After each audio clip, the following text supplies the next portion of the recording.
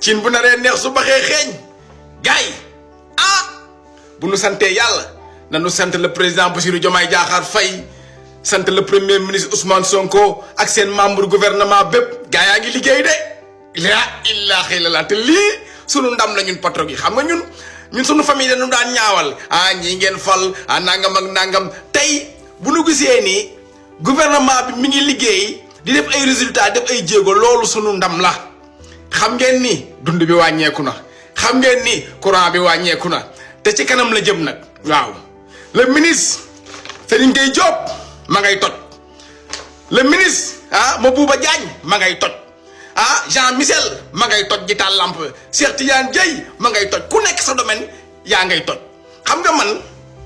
Aziz Ndiaye du ma ko may dara xam ngeen ba fi wax waxi empereur génn naa rek am fu ma jaar ak moom mais démb dafa génn wax aqulaay taalaam képp kuy opérateur économique homme d'affaires defal ni Aziz Ndiaye nga génn wax nga wax li nga gis xool asamaan jarul buuxante waaw léegi nag fi ma bëgg a ñëw mooy yéen sénégalais yi dégg naa léegi ay facture courant ay 15000 ay 20000 ngeen di fay mais man damay ñibbi du ma fi toog sama facture courant fii ma nekk Italie moo ñëw xam naa bind bi sax dafa juutu 687 euros 687 euros boo ko xaymaa woon tey dina jege ay 400000 ak yooyu CFA 687 euros ci 2 mois moo ñëw fii ci Italie fii man lii dama ko fi xaarati léegi damay ñibbi Fallou lee mu def ki jaaroon Nicaragua Fallou ses vidéos daf ma inspiré daf ma motivé dem na ñibbi maa ciy topp man damay ñibbi bàyyi naa réew mi ndax léegi boobu yéen ay facture ay 15000 ngeen di fay ak yooyu mi ngi nii facture baa ngi nii gis nga turu madame Ndiaye ci nekk mi ngi nii Awa Niang épouse Ndiaye xam nga man dama préparé sama ñibbi bu yàgg moo tax facture yeeg lépp ci turu madame Ndiaye laa ko def